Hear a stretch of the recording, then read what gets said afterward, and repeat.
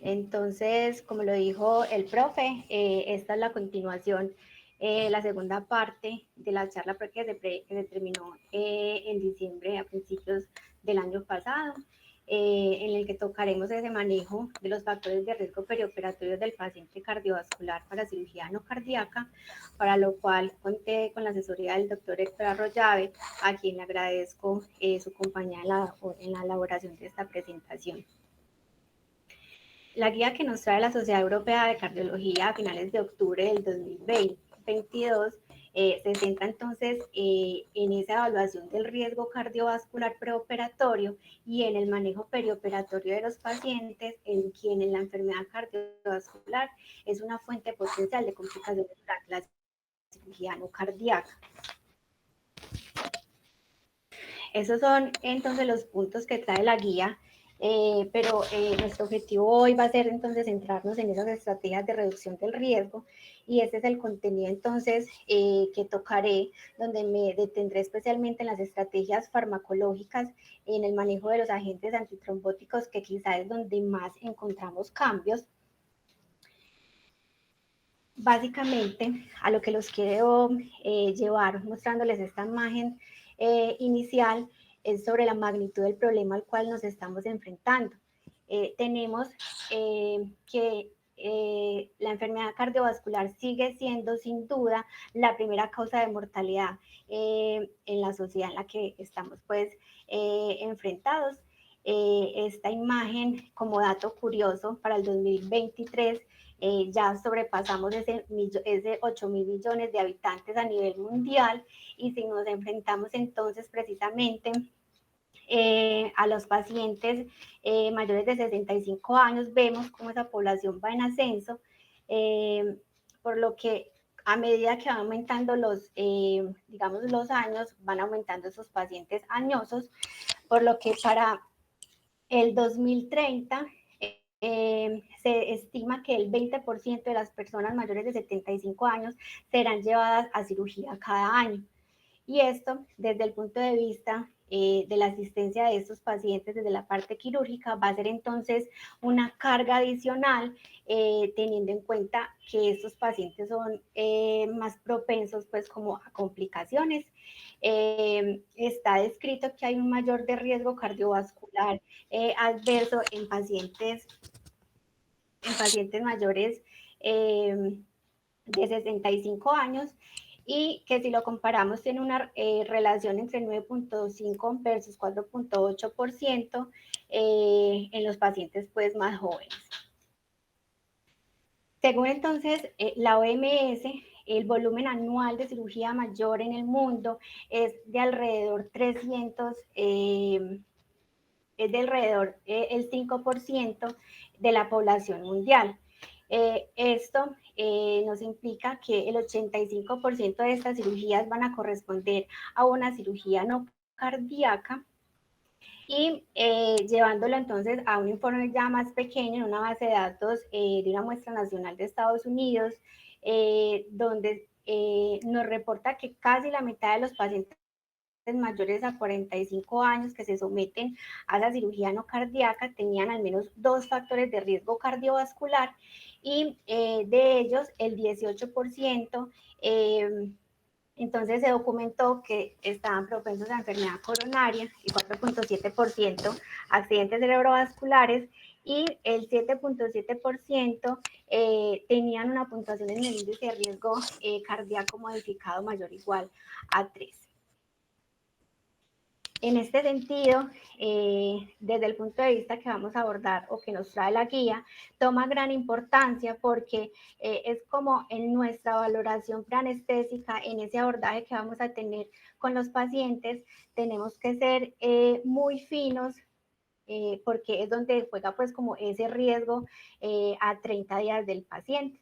Entonces, de lo general a lo particular, esta guía va a incluir desde los pacientes con síndrome coronario agudo, que están antiagregados, anticoagulados, que están ante una fibrilación auricular, una enfermedad arterial obstructiva crónica, quienes están usando los nuevos anticoagulantes y cómo esta medicación entonces se superpone a estas enfermedades, lo cual es difícil de sistematizar, por lo que entonces estas recomendaciones nos abren como capítulos particulares para cada tipo y nos ponen alerta en lo que debemos pues como hacer o lo que debemos seguir para disminuir ese riesgo cardiovascular en nuestros pacientes. Estos son, vamos a empezar pues precisamente a señalar esos factores que impactan para el manejo de estos pacientes. El primero que encontramos es en cuanto a la modificación de los estilos de vida, una intervención que reduce el riesgo de varias complicaciones perioperatorias es el tabaquismo. En la guía anterior no lo mencionaba solamente como el cese del cigarrillo para los pacientes que eran hipocosos, se veía una reducción del riesgo si usted lo suspendía 2 meses antes, pero ahora ya la guía saca como tal ese apartado para el hábito de fumar, reconociendo que fumar lleva a una mayor tasa de complicaciones posoperatorias, por lo que el beneficio de suspender el cigarrillo inicia 4 semanas antes de ese procedimiento electivo. Se ha visto que dejar de fumar después de 6 meses de la operación ha mostrado que reduce complicaciones, más que todo descritas en que reduce infección de la herida quirúrgica, y también nos habla que con cada semana adicional que usted logre en que el paciente abandone ese hábito de fumar, va a tener una mejoría adicional de hasta el 19%, por lo que entonces se recomienda dejar de fumar 4 semanas antes de la cirugía no cardíaca para reducir esas complicaciones postoperatorias y la mortalidad. Sobre los programas de ejercicio preoperatorio, solo se han probado ensayos clínicos pequeños y revisiones recientes pues han mostrado una reducción de riesgo relativo de complicaciones hasta un 67%, por lo que la guía hace una consideración y es que si el paciente está en un programa de rehabilitación física o cardíaca, puede entonces como continuar con ese programa que fue asignado por una especialidad tratante, pero usted no tiene pues la indicación de mandarlo. Y en cuanto al peso, no se recomienda la reducción de peso de pacientes obesos inmediatamente antes de la cirugía.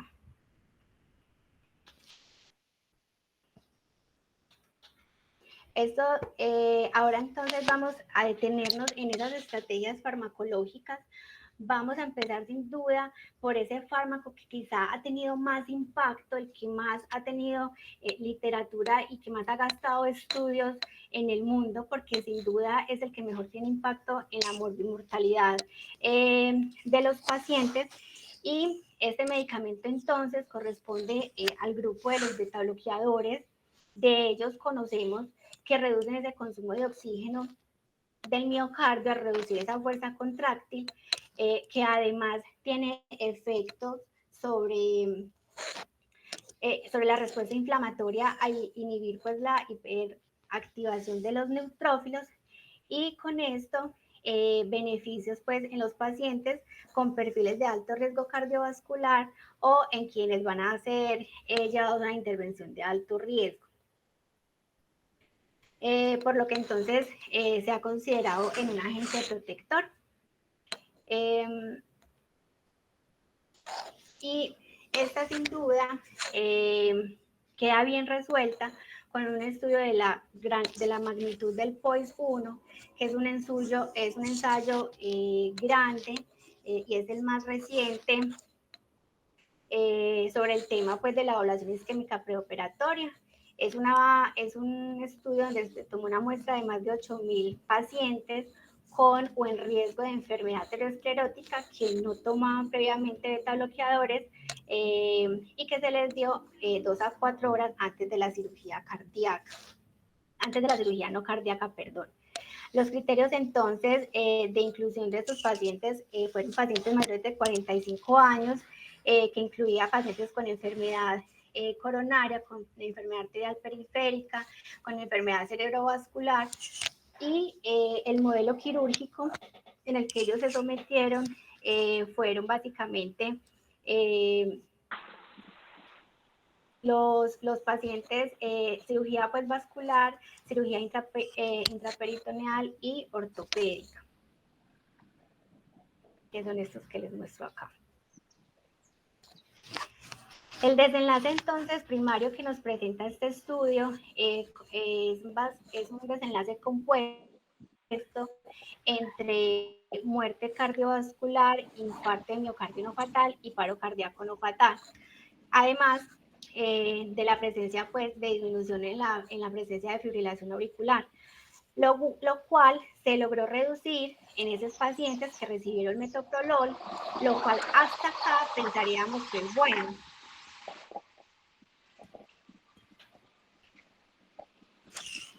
Eliana, por favor, apaga el micrófono.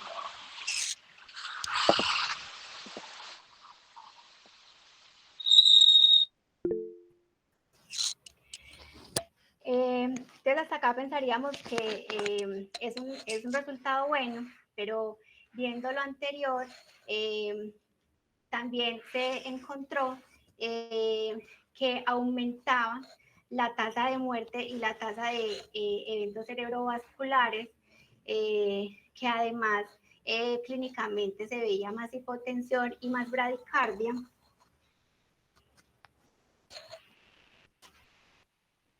Por lo que estos resultados resaltan ese riesgo de suponer que un régimen perioperatorio de beta-bloqueadores tenga un beneficio sin daño. Es poco probable entonces que los pacientes acepten los riesgos asociados con el metoprolol perioperatorio, por lo que entonces los beta-bloqueadores no deben iniciarse de nuevo para prevenir estos eventos intraoperatorios. Entonces, la recomendación sería en los pacientes que vienen tomando beta-bloqueador, se debe continuar, pero en aquellos en los que no lo usan de forma rutinaria, no se debe empezar de nuevo. Continuamos con las estatinas. Similar al grupo anterior, el uso a largo plazo de las estatinas en los pacientes con ACV o con alto riesgo de esto ya está establecido, por lo que sin duda va a tener un impacto positivo en la morbimortalidad, pero hay estudios escasos y de poco poder estadístico, por lo que al igual que el grupo anterior, no se debe iniciar de rutina, pero a diferencia de los beta bloqueadores, no implica un mayor riesgo incluirlos. Por lo tanto, si usted en la revisión inicial, en esa valoración preoperatoria, usted encuentra que un paciente tiene una alteración en su perfil lipídico, usted no va a tener ningún problema en iniciar esa terapia, porque no estaríamos pues como aumentando ningún riesgo, a diferencia pues que en el grupo de los beta bloqueadores. Entonces estos son como los grados de recomendación.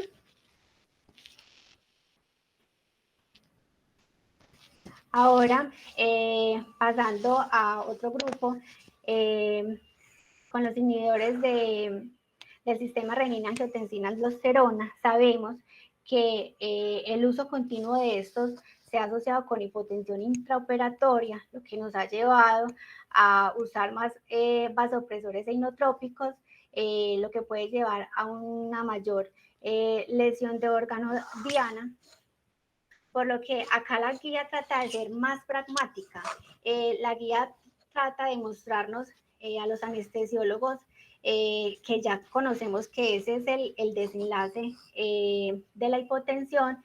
Entonces, como ya sabemos que es un factor que no deseamos, porque no deseamos que haya inestabilidad hemodinámica en el perioperatorio, ellos son más laxos en la forma en cómo podemos decidir al respecto.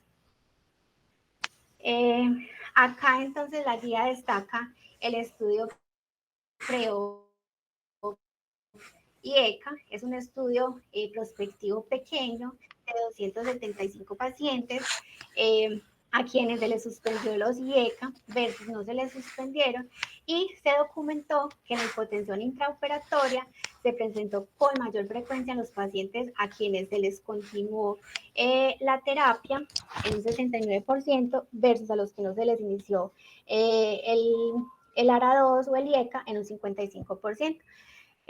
La hipotensión después en el posoperatorio entonces fue menor, o se presentó con menor frecuencia en quienes no se les dio los IECA, pero en este último grupo se documentó que hubo mayores eventos hipertensivos en el posoperatorio. Esta revisión sistemática, que incluyó 9 estudios, 5 ensayos clínicos y 4 estudios de cohorte, va muy de la mano del anterior. Adicional, reveló pues que suspender los IECA y ARA2 no aumenta esa mortalidad ni la presencia de eventos cardiovasculares. También nos dice que hay menos hipotensión intraoperatoria y nos hace pues como un apartado adicional, y es que se debe reiniciar estos medicamentos lo antes posible para evitar una omisión involuntaria pues como a largo plazo del medicamento. Posiblemente, sin la menor duda, pudiésemos suspender el IECA o el ARA2 en aquellos pacientes hipertensos y que la falla cardíaca está supremamente bien manejada. Usted estaría atentado a esto, y esto lo podemos respaldar porque acá la guía bajó el grado de recomendación. Para el 2014, el grado de recomendación de continuar o de continuar era 2A y lo bajó a 2B, por lo que la eficacia está entonces menos establecida, aunque está con igual nivel de evidencia, por lo que sin duda el beneficio va a superar el riesgo cuando un paciente tiene falla cardíaca de difícil manejo. Acá sería entonces idealmente mantener.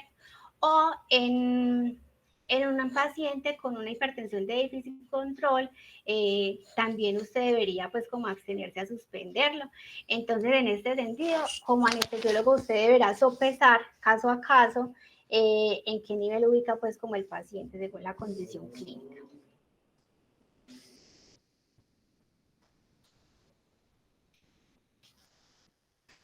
Con los calcioantagonistas, de los que conocemos su efecto sobre el balance y la oferta-demanda del miocardio, pasa algo similar a lo de las estatinas y a los betabloqueadores. No hay un cambio importante.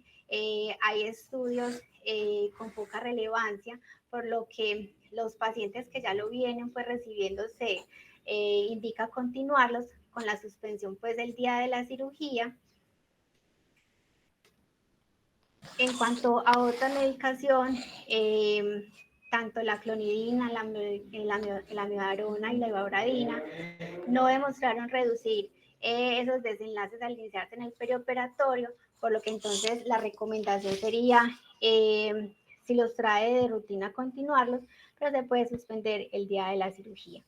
Y finalmente, los diuréticos se deben suspender el día de la cirugía porque se asoció con menor tasa de hipotensión y trastornos hidroelectrolíticos en el paciente. Eso sí, se debe reanudar cuando sea posible, y hay que considerar que si estos pacientes traen alguna alteración electrolítica, debe corregirse sin retrasar la cirugía. Finalmente, la guía nos incluye este nuevo grupo de medicamentos, los inhibidores del cotransportador sodio-glucosa 2, conocidos como los SGLT2, básicamente porque se ha reconocido sus beneficios cardiovasculares comprobados en pacientes con diabetes, con insuficiencia cardíaca e insuficiencia renal, y porque también hace parte de esa terapia fundacional de nuestros pacientes fallosos. Pero en quien está descrito que hay un riesgo de cetoacidosis diabética euglicémica en el postoperatorio, que no es lo más frecuente, pero usted lo debe considerar, por lo que entonces la recomendación al respecto es que usted debe interrumpir esta terapia durante al menos 3 días antes de la cirugía no cardíaca, cuando esta es de riesgo intermedio y alto. Entonces, ¿qué llevamos hasta acá?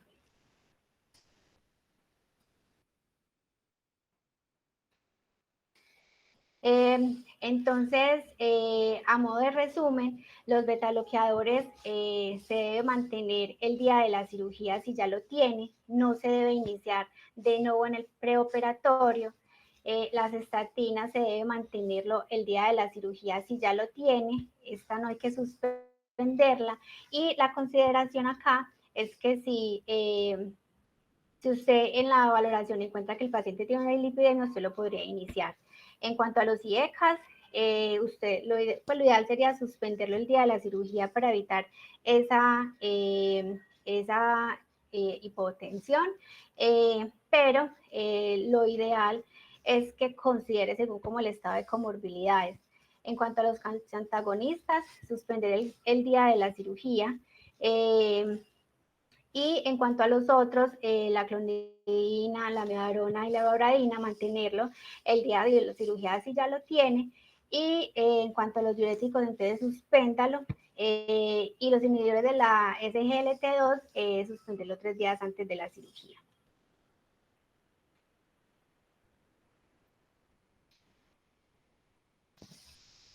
Ahora vamos a entrar a un tema que plantea una dificultad especial, a diferencia del anterior, que son la terapia antiplaquetaria y en especial aquellos que son indicados como tratamiento después de procedimientos.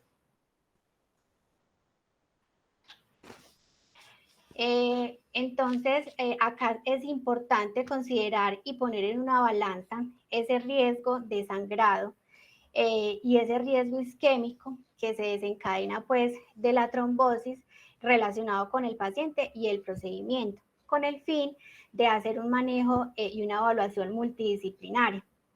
Así que nos enfrentaremos a estos pacientes y debemos considerar ese riesgo isquémico y ese riesgo hemorrágico a cargo del especialista tratante, si es el cardiólogo, el neurólogo, el vascular, el hematólogo, considerar ese riesgo quirúrgico, entonces ahí intervendría el cirujano y nuestra figura como anestesiólogo y hay que considerar ese riesgo quirúrgico conjunto con el cirujano sin olvidar que debemos saber y clasificarlo, además de conocer como esas características de los medicamentos en cuanto a la farmacocinética y a la farmacodinamia. Y para esto, para empezar a realizar entonces esta valoración multidisciplinaria, debemos tener a la mano esta tabla. Es una tabla clásica, todos la conocemos, donde el riesgo de sangrado ha sido bien clasificado.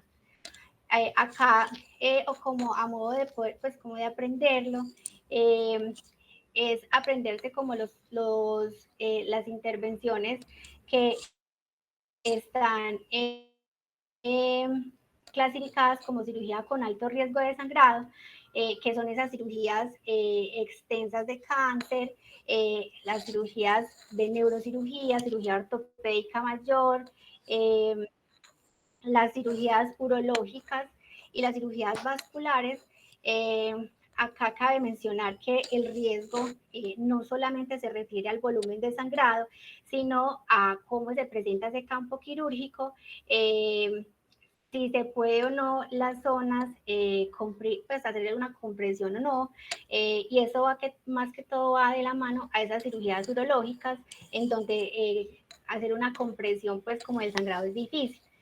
Y si ustedes también se logran aprender cuáles son esas cirugías de sangrado menor, que básicamente son las cataratas, o el glaucoma o procedimientos dentales que incluyan hasta 3 dientes, los procedimientos endoscópicos y sin biopsia y las cirugías superficiales, digamos que ya lo que no encaje en estos dos grupos, usted lo podría considerar como bajo riesgo de sangrado.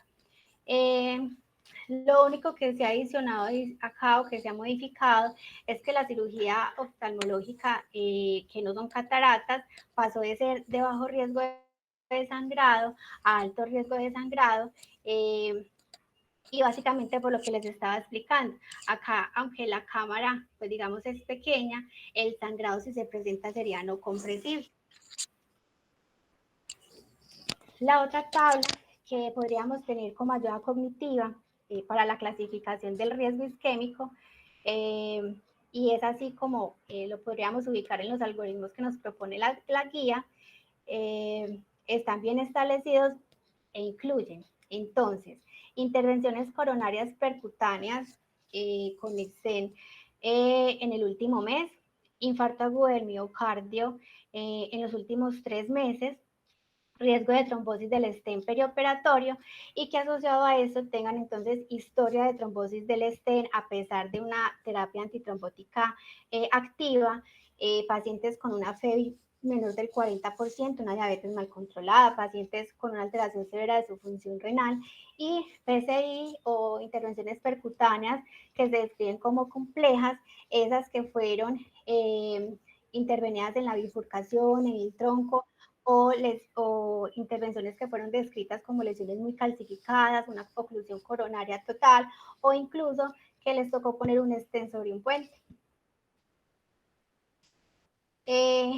Bueno, entonces, como complejos son los procedimientos, así igual son complejos entonces los tratamientos. Hay pacientes que son más fáciles de elucidar y que vendrán con una terapia antiplaquetaria única clásica, que es la que traemos acá, básicamente el ASA. En las recomendaciones como tal, no hay una modificación importante al respecto. Lo que no podemos olvidar es que en pacientes con una PCI previa, se recomienda continuar con aspirina en el perioperatorio si el riesgo de sangrado lo permite. En cirugías de alto riesgo de sangrado, suspender la aspirina durante al menos 7 días se debería hacer antes de la cirugía. Pacientes que no tienen antecedentes de una intervención percutánea con stent, considerar suspender la aspirina al menos 3 días antes de la cirugía no cardíaca si el riesgo de sangrado supera ese riesgo isquémico y reiniciar la terapia tan pronto como sea posible. Lo ideal es que sea dentro de las 48 horas posterior a la cirugía. Lo que no podemos olvidar al respecto, y por eso traigo a mención este estudio POISE-2, en el que pretendía encontrar si la aspirina y la clonidina impactaban en la incidencia de infarto de miocardio. Se encontró que este desenlace no lo redujo, pero se encontró que los pacientes de este estudio que tenían stent coronario, la aspirina se asoció a que redujo la mortalidad y el desenlace de MINS, por lo que la aspirina debe continuarse en pacientes con stent coronarios previos. En el caso de la terapia antiplaquetaria dual, acá hay que tener consideraciones especiales, donde vamos entonces a contrastar esos riesgos importantes derivados del procedimiento y de nuevo no olvidar esos riesgos derivados de la cirugía que predisponen a este paciente pues como a la isquemia.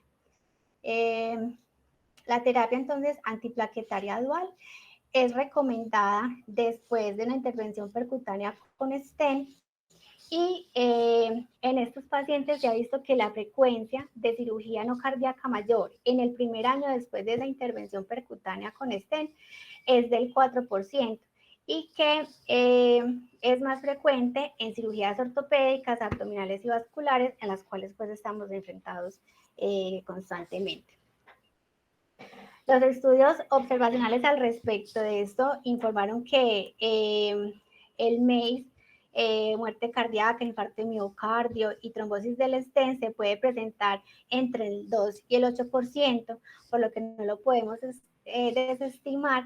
Y entonces los factores de riesgo para MACE después de la cirugía no cardíaca van a ser ese tiempo que se lleva desde la intervención percutánea. Mayor riesgo entonces va a ser ese primer mes.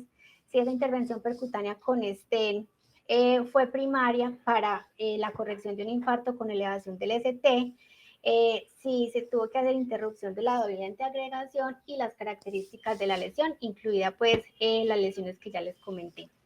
Y es claro que la interrupción prematura de esta doble antiagregación en pacientes con implantación reciente de un stent es el predictor más fuerte de trombosis de ese stent. Entonces, para estos casos en particular, las recomendaciones se va a centrar en el siguiente algoritmo. Entonces, se hace la interrupción del inhibidor del PY12 después de la intervención percutánea con stent, antes de la cirugía no cardíaca, pero entonces usted se tiene que preguntar si eso se hizo ante un síndrome coronario o ante otras características a considerar. Entonces, se recomienda retrasar la cirugía electiva hasta 6 meses después de una intervención percutánea con stent electiva, pero se debe esperar hasta 12 meses después si fue un síndrome coronario.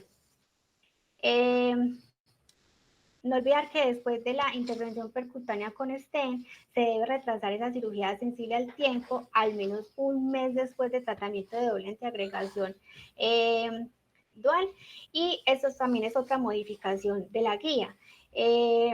Antes no teníamos ese rango tan corto de tan solo un mes. Antes teníamos que esperar 3 meses para tomar esta conducta y es claro que los pacientes de alto riesgo que fueron llevados a la intervención percutánea con stent, que fue por infarto de miocardio, no ST y ST, se debe considerar entonces, como se los acaba de mencionar, esa doble antiagregación al menos esos 3 meses de la cirugía no cardíaca.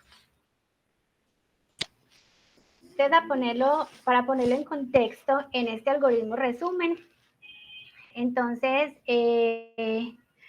tenemos los pacientes enfrentados a terapia antiplaquetaria dual, entonces nos vamos a encontrar si tiene alto riesgo de sangrado relacionado con la cirugía no cardíaca. Para eso entonces ya tenemos en mente las dos tablas que les presenté inicialmente. Entonces acá nos podemos encontrar pacientes que no tienen alto riesgo, esta es sencilla, simplemente continúe la doble antiagregación, pero también nos vamos a encontrar con esos pacientes de alto riesgo trombótico. Entonces, cuando ya los clasificamos en el alto riesgo trombótico, hay que mirar si cumple estos criterios y si no los cumple, usted debería continuar la aspirina, pero debería hacer una interrupción del inhibidor P2Y12. Dependiendo del que esté recibiendo, 3 a 5 días ticagrelor, 5 días clopidogrel y 7 días para el prazogel. Si esos factores de riesgo están asociados a que se debe llevar a una cirugía sensible al tiempo, entonces si usted la puede retrasar indiscutiblemente, se debe hacer terapia puente con un inhibidor de la glicoproteína 2B3A o canglelor, pero nos vamos a enfocar solamente en el primero, que es el que tenemos acá pues en disponibilidad. ¿Cómo sería entonces esta terapia puente? Hay que tener presente que debemos contar, o sea, no somos solo nosotros los que decidimos hacerla, sino que deben estar las otras especialidades presentes. Se debe realizar sin suspender el ASA y se debe hacer entonces de la siguiente manera, como lo presenta acá el gráfico. Entonces, si la terapia es con prazogel, suspenderlo 7 días antes, clopi 5 días antes, y usted le empieza entonces una infusión de tiofibán hasta 4 a 6 horas antes de la cirugía, se hace la cirugía y 4 a 6 horas posterior a esta, usted ya debería considerar iniciar el PY12 que venía trayendo el paciente, continuar la infusión. Hay que tener presente que esta terapia puente, si se presenta pues con sangrados excesivos, podríamos considerar ayudarnos con transfusión de plaquetas y tener presente que la albúmina se une al ticagrelor y reduce ese efecto inhibidor sobre la antiagregación plaquetaria, por lo que también entonces nos ayudaría. Como sin duda, en el caso anterior, vamos a contrastar la necesidad quirúrgica y las necesidades del paciente para la toma de decisiones. Cuando ya nos enfrentamos a esos pacientes que vienen en manejo con anticoagulantes, entonces el manejo perioperatorio va a estar, digamos que destinado en cuál es esa cirugía, si es una cirugía urgente, cuál es el riesgo de hemorragia y cuáles son esos procedimientos en sitios difíciles de compresión mecánica. ¿A qué paciente tenemos al frente? ¿Cuál es su edad? ¿Cuál es su riesgo trombótico individual? ¿Cuáles son sus antecedentes, sus comorbilidades? Si tiene antecedentes de complicaciones hemorrágicas, cuál es su función renal y cuál es la medicación que está recibiendo y a qué agente nos estamos exponiendo, si está tomando agentes de la vitamina K o si está tomando anticoagulantes directos. No olvidar que los riesgos de hemorragia deben sopesarse frente a los beneficios en la prevención pues, de esta tromboembolia. Aproximadamente entonces el 26% de los pacientes que toman anticoagulantes orales tendrán algún tipo de procedimiento quirúrgico o no invasivo en los siguientes 2 años del inicio de la terapia. Como es usual, evaluamos entonces ese riesgo isquémico y las complicaciones con el riesgo hemorrágico y esas cirugías que son urgentes o aquellas en sitios que no son compresibles son, digamos, las que tienen mayor riesgo pues, de complicaciones. Acá, entonces, ya cambiaríamos como la ayuda la ayuda inicial en cuanto acá el alto riesgo trombótico va a estar dado en los pacientes que tienen una válvula mecánica mitral o que sea mecánica aórtica asociado a una FA, a un tromboembolismo previo, a una FEBI reducida o un estado de hipercoagulabilidad, aquellos pacientes con intervención coronaria percutánea menor a un mes, presencia de una ACV o una tromboembolia venosa reciente en los últimos 3 meses y pues como descrito alto riesgo de recurrencia de tromboembolia venosa por enfermedades también de hipercoagulabilidad, trombosis intracavitarias documentadas y una FA con un Charles-Bach alto, que es aquel que está por encima de 6.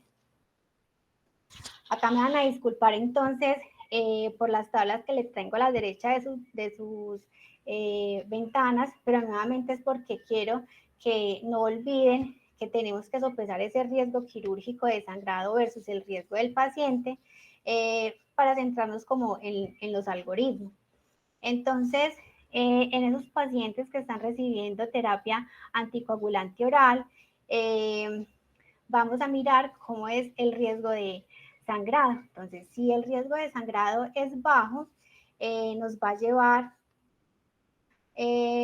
a que se pueda hacer la cirugía sin diferencias en el grupo anterior. No nos van a plantear como tal dificultades. Digamos que las dificultades nos deben plantear más que todo cuando ya fuera de que tiene alto riesgo de sangrado, también tiene alto riesgo de trombosis y aquí entonces ya tenemos que mirar si nos estamos enfrentando ante un paciente con una válvula mecánica en quienes hay que hacer terapia puente y pacientes que por su alto riesgo tromboembólico que van a ser llevados pues como a una cirugía no cardíaca que no se puede posponer, también habría que hacer entonces una terapia puente, como se ve acá.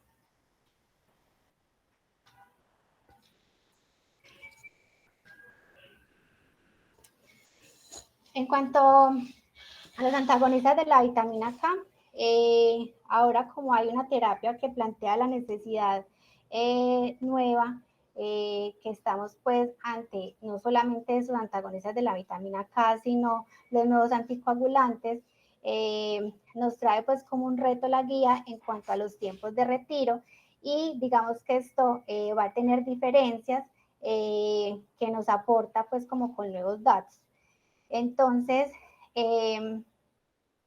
si usted va a retirar el vitamino K, se supone, pues lo ideal es que usted suspenda la warfarina 5 días antes del procedimiento, con inicio a los 3 días antes del procedimiento de heparina de bajo peso no, molecular o no fraccionada y suspenderlos 12 horas antes del procedimiento, se lleva a la cirugía y una vez pasan las 12 a las 24 horas postoperatorias, usted debería empezar pues como la dosis de mantenimiento más el 50% de esa dosis que el paciente traía por 2 días y a la vez debe iniciarse pues la heparina de bajo peso molecular o no fraccionada. Hay que tener en cuenta, y por eso también es parte del manejo multidisciplinario, y es que esas cirugías de muy alto riesgo de sangrado se debe considerar con el cirujano si iniciar las heparinas luego de 42 a 72 horas hasta que el INR pues, alcance como el rango terapéutico. En cuanto a la reversión, esto lo conocemos, se hace con vitamina K, se hace para cirugía mayor inmediata con complejos protrombínicos y con plasma fresco congelado. Y acá al lado de la izquierda, en el cuadro de abajo, simplemente es para mencionar que los pacientes que están tomando pues warfarina para otro tipo de tratamientos, como por ejemplo FA con un chatback alto o manejo de una válvula mecánica con alto riesgo de trombosis o trombosis venosa, digamos que según el nivel de la cirugía, ustedes, tus pacientes, casi cuando son cirugías menores, no habría necesidad de suspenderlos y esto básicamente se refiere a esos dispositivos implantados en los que se vio que cuando usted suspendía sus medicamentos aumentaba como la presencia de hematoma en el bolsillo, por lo que entonces la recomendación es a continuarlos. En cuanto a los anticoagulantes orales no antagonistas de la vitamina K, hay que tener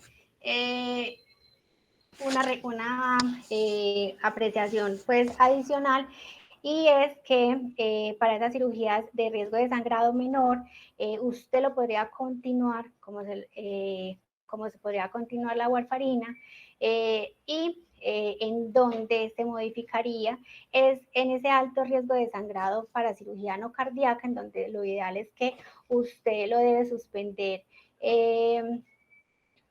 24 a 48 horas antes, teniendo la consideración de que si el paciente tiene una tasa de irrigación glomerular disminuida, por ejemplo, si nos centramos en menor a 50 de depuración de creatinina, qué pena, este tiempo de suspensión se duplicaría hasta 96 horas. Y cuando la terapia es combinada, antiplaquetario más anticoagulante, básicamente es mirar para qué fue indicada. Entonces, si fue indicada para fibrilación y intervención percutánea con stent reciente, entonces la cirugía debería posponerse hasta que esa terapia antiplaquetaria pueda interrumpirse 6 meses para esas intervenciones percutáneas selectivas o 12 meses si fue por un síndrome coronario. Y hay otras indicaciones que son la implantación de un TAVI y FA, que básicamente la terapia antiplaquetaria se puede suspender de manera segura antes de la cirugía no cardíaca, y cuando ya si es una cirugía urgente, básicamente acá usted tendría que tomar esas medidas para reducir el riesgo de sangrado o estrategias pues como de reversión de la anticoagulación específicas para estos medicamentos. Ahora vamos a dedicarnos a un aspecto que no tiene pues como muchas diferencias, salvo en los pacientes con cáncer, que tienen una consideración especial. Básicamente la guía no nos hablaba en el 2014 sobre un apartado aparte en cuanto a la tromboprofilaxis perioperatoria, pero es claro que debemos identificar esos pacientes con mayor riesgo de trombosis venosa que podría pues beneficiarse de tromboprofilaxis perioperatoria. Lo ideal es que esta sea iniciada durante la estancia hospitalaria hasta esas 12 horas antes de la cirugía no cardíaca y ser continuada pues como en el postoperatorio según la evaluación de riesgo de sangrado. Hay escalas como la de Caprini que se ha valorado para cirugías de abdomen, pero no se ha valorado, no se ha aprobado, por ejemplo, como para cirugías ortopédicas. Acá entonces tendríamos que tomarnos también de la mano del médico tratante y la recomendación que ellos no le hacen énfasis es en cuanto a la cirugía de cáncer, que ellos hacen un consenso en cuanto a que la duración del tratamiento se debe extender hasta por 3 a 4 semanas.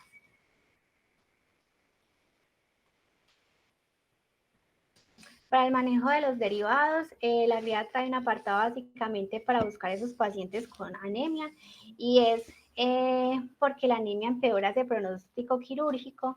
Encontrarnos con un paciente con anemia en el intraoperatorio lo puede llevar a presentar infartos tipo 2, por lo que la guía recomienda realizar una hemoglobina y un hematocrito a esos pacientes que van a ser llevados a cirugía no cardíaca de riesgo intermedio o alto de sangrado.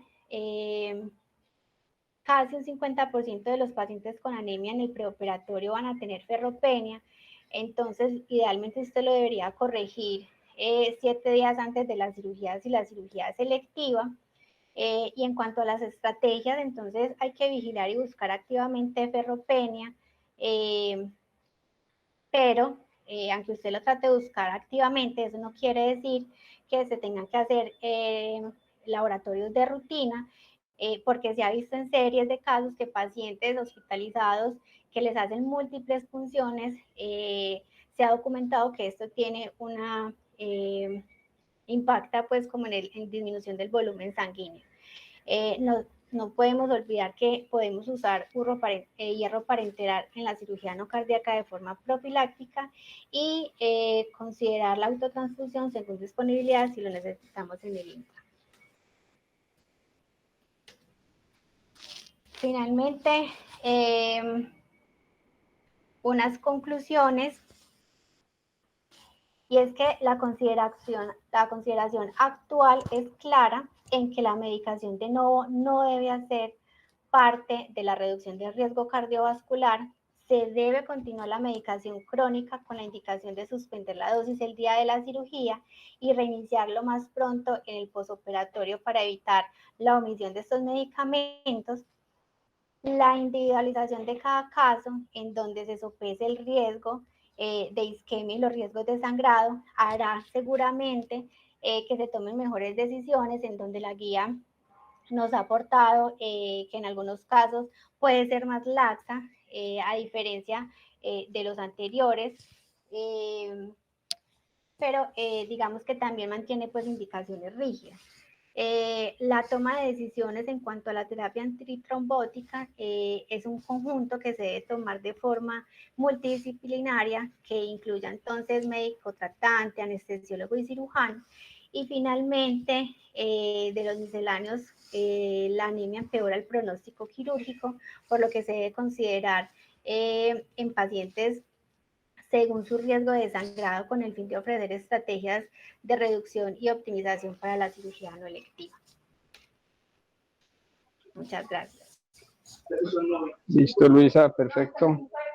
Bueno, yo creo que nos queda un momento, por lo menos, para aportes, inquietudes del público. Antes te digo que gracias por la presentación, creo que se cumplieron los objetivos de hacer énfasis sobre las estrategias, que era lo que nos quedaba pendiente de la reunión anterior. Entonces no sé si hay compañeros que quisieran intervenir. Vos también, Luisa, puedes abrir ahí como tu dispositivo si ves como alguna intervención para que le demos paso. Listo. Bueno, mientras alguien se anima o si no hay intervenciones, yo quisiera hacer énfasis como en las conclusiones que da Luisa. Sin duda la rigidez de la guía en algunas partes pareciera que baja, pero yo quisiera como enfatizar que quizás lo que se hace básicamente es puntualizar y hacer como más pragmáticas las recomendaciones. En algunos aspectos se disminuye la necesidad de hacer terapias puentes, que sin duda la terapia puente no es una estrategia fácil, como lo mencionó Luisa, sin duda alguna necesitaría el concurso de otros profesionales como cardiología para poderla llevar a cabo, son medicamentos especiales de cuidado especial, entonces llegar a una decisión de establecer una terapia puente, tanto en el aspecto antitrombótico con el tirofiban, como la heparina, cuando son con anticoagulantes, pues digamos que llegamos a un punto que son pacientes muy especiales, que tienen altísimo riesgo trombótico, como lo mencionó muy bien Luisa, y que es imposible diferir la cirugía, que sería el otro aspecto a considerar, y en donde el riesgo de sangrado es considerable. O sea, que se conjugan tres elementos para que realmente se llegue a la necesidad de llegar a esto. Pero sin duda, cuando se tiene que llegar, pues vamos a tener elementos objetivos los anestesiólogos para poder recomendar una estrategia, porque del otro lado está el riesgo elevado, como lo mostró muy bien Luisa, de que los pacientes tengan eventos mayores, o sea, que el paciente tenga un infarto o una trombosis de un dispositivo previo que es catastrófico. Y probablemente no lo veamos nosotros en un perioperatorio inmediato, pero en uno inmediato tardío las cosas cambian, como lo ha demostrado suficientemente en la literatura, que los desenlaces son catastróficos en los pacientes de altísimo riesgo que no se llevan a cabo estrategias especiales. No sé, Luisa, ¿tú ves algún compañero que quiera hacer alguna intervención? El profe Fabián. Listo. Buenos días. Héctor, yo tengo una duda con respecto a la última parte de la optimización de hemoglobina. Anteriormente consideramos que en este tipo de pacientes una hemoglobina al menos de 10 era lo indicado, lo adecuado para evitar cualquier evento de una nueva enfermedad coronaria, ya pero por efecto de alteración de oferta-demanda. En estas nuevas guías o en la literatura actual, ¿hay algún límite que se considere teóricamente seguro para hallar la cirugía o sigue siendo individualizado? Porque todavía hay mucho temor frente a este tipo de pacientes para llevar un paciente, por ejemplo, a un procedimiento que puede no sangrar mucho, pero que sí puede llevar un estrés importante con una hemoglobina, por ejemplo, de 8, de 9. Entonces, muchas veces hacemos transfusiones que no sé hasta qué punto sean necesarias para evitar este tipo de eventos. ¿Qué leíste o qué sabes del tema con respecto a eso? Porque me parece interesante que lo mostraras al final. Pero no vi una conclusión muy clara sobre eso. Buenos días, profe. Sí, la guía no se compromete en darnos un valor exacto. Lo que ellos dicen es búsquelo en pacientes con alto riesgo de cirugía, según el riesgo de la cirugía, busque activamente como estos valores de hemoglobina y hematocrito. Yo creo, Fabián, que la pregunta es muy pertinente porque a eso se ve presionado básicamente el anestesiólogo y básicamente por médicos tratantes, digamos que en su literatura, pero digamos que es literatura más clásica, diría yo, que le confieren como un factor protector a tener esos niveles de hemoglobina. O sea, no está claro ni hay contundencia en que niveles de hemoglobina superiores o cercanos a 10 tengan desenlaces diferentes en cuanto al aspecto isquémico, salvo en los pacientes que están en un evento coronario agudo en evolución, o sea, el que tiene un síndrome coronario agudo. O sea, los pacientes que no están en una situación de esas, realmente llevar a unos niveles de hemoglobina de ese nivel no es necesario ni le confiere al paciente ningún factor protector. De hecho, del otro lado, hay bastantes dudas de que los pacientes, cambiándole la reología agudamente, puedan que tenga un dispositivo estable, ejemplo, un stent de varias semanas de evolución sin complicaciones y sin problemas, vos ponerlo poliglobúlico de manera aguda, lo pongas y lo sometas al riesgo de que el stent se tape. Entonces, realmente no es una indicación hacer eso. Lo que le llama la atención la guía es que sí hay claridad de que niveles bajos, y en eso yo creo que nos podemos apoyar más que en esta guía en concreto, sino en las guías, digamos, que nos apoyan del Colegio Americano de Cirugía en cuanto a transfusión, que realmente el nivel de 7 no es un mal nivel, es un nivel que se considera seguro y que realmente no confiere riesgo en mayores de isquemia.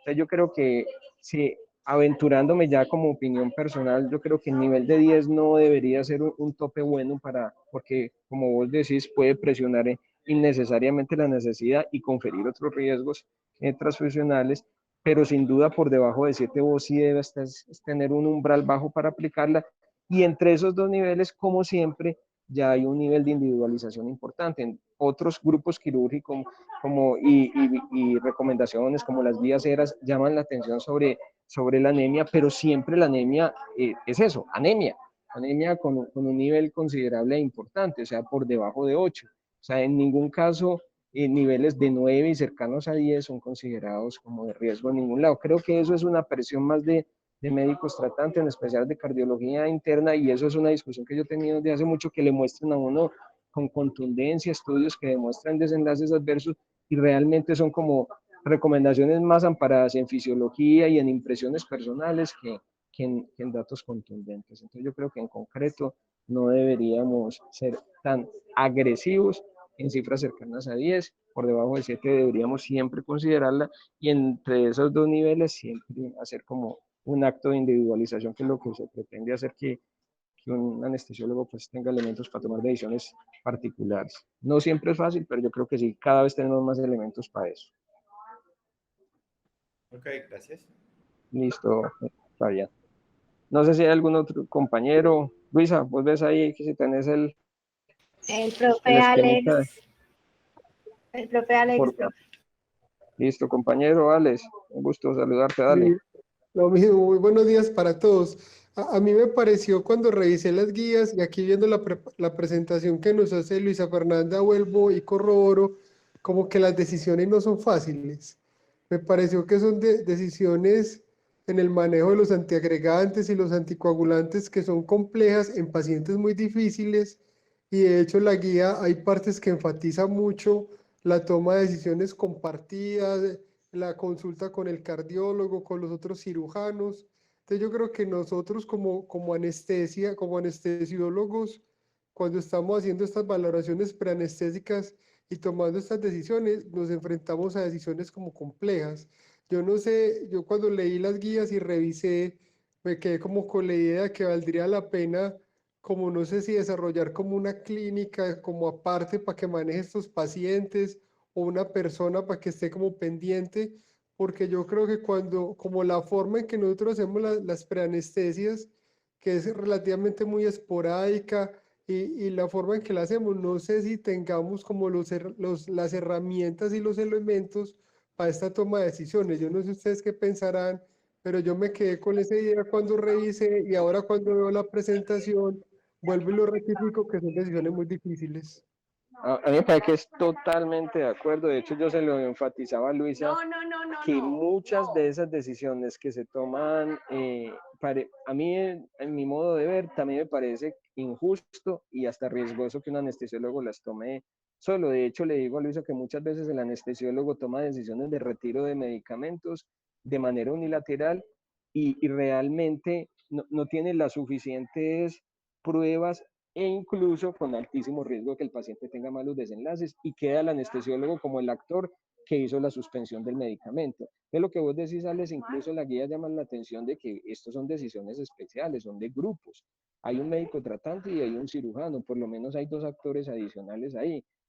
No sé si hacer una clínica, pero si hay una especialidad, por ejemplo, en la mayoría de los hospitales complejos que manejan estos pacientes, por lo menos está el grupo vascular periférico, que son los encargados de tomar decisiones en concreto en anticoagulación y manejos duales difíciles de pacientes, y probablemente es una especialidad que se pudiera llamar como un cuarto a tomar decisiones complejas. Pues yo estoy plenamente de acuerdo con el comentario tuyo. Yo creo que las decisiones deben de ser compartidas en la medida en que los pacientes son más complejos. Mira que la guía quizás sacó algunos pacientes que considerábamos muy complejos, los sacó al terreno de menos complejos y tomar decisiones más expeditas. Bueno, hay pacientes que no tienen alto riesgo trombótico, probablemente usted no tenga tanto problema en quitarle el clopidogrel o otro inhibidor que tenga, o si venían anticoagulados con los especiales, no hay tanto problema en que usted le quite el anticoagulante 48 horas antes, pero fueron unos casos seleccionados que sacó hacia el lado, digamos, menos duro, pero los que dejó en el lado duro, que siguen siendo los de siempre, los pacientes con procedimientos que estén complicados en síndrome coronario agudo reciente, en especial en las últimas 4 semanas e incluso en los últimos 3 meses, y los pacientes con válvula mitral mecánica o con eventos trombóticos previos, esos pacientes siguen siendo extremadamente complejos y con alto riesgo de que mueran de un evento isquémico en el perioperatorio, y no necesariamente en el perioperatorio inmediato, sino en el mediato. No lo vemos, pero los pacientes se mueren poco después, en los siguientes días. Entonces, plenamente de acuerdo contigo, Alex, eso debería ser compartido, y el anestesiólogo, usualmente en cirugías así sean sensibles al tiempo, no debería tomar una decisión de inmediato, sino apoyarse en nosotros. Fabián quería tomar otra vez la palabra. Algo de lo que decía Alex y usted estaba también mencionando, que es que esa es la tendencia ya. O sea, si usted se va a los grandes hospitales referentes en el mundo, prácticamente todo este tema se trabaja a través de clínicas de medicina perioperatoria, que se encargan justamente de gente multidisciplinaria, anestesiólogos, internistas, cardiólogos, en manejar estos pacientes que hagan una cirugía antes, durante y después del acto quirúrgico. Sí, es muy común. De hecho, ya inclusive hay centros que dedican a prestar estos servicios, centros ambulatorios, que se dedican a prestar este tipo de servicios en Estados Unidos y en Europa. Entonces, yo creo que la tendencia justamente que muestra esta guía y todas las recomendaciones es implementar, sobre todo en los hospitales, como en los que trabajamos nosotros, por ejemplo, en donde este tipo de estrategias se implementen. Grupos multidisciplinarios dedicados justamente a esto. Y evitando a que, como lo menciona el profe Alex, a que el manejo de estos pacientes recaiga sobre un anestesiólogo, que es el que tiene que tomar todas las decisiones, ¿sí? Tiene que ver 15 pacientes y uno de ellos es este tipo de pacientes que muchas veces pasan de agache y no se toman las decisiones adecuadamente. Pero justamente la tendencia en este momento es eso, lo que dice el profe Alex. Listo. Luisa, me imagino que ya no hay intervenciones. Ya todo. La profe Susana tiene la manito levantada. Bueno, entonces démosle como última intervención a la profe Susana. Adelante, profe. Muy buenos días para todos. Luisa, lo primero que quiero decirte es felicitarte por la charla. Se nota un progreso bastante positivo en tu capacidad de exposición, tu capacidad de síntesis y de llevarle al público las ideas más importantes de lo que queremos llevar a una charla de seminario de miércoles. Entonces, primero felicitarte, y lo segundo, quería hacer énfasis en lo que tocó el profesor Fabián, y es en la necesidad de la formación en medicina perioperatoria y en crear las clínicas necesarias, no solamente para el paciente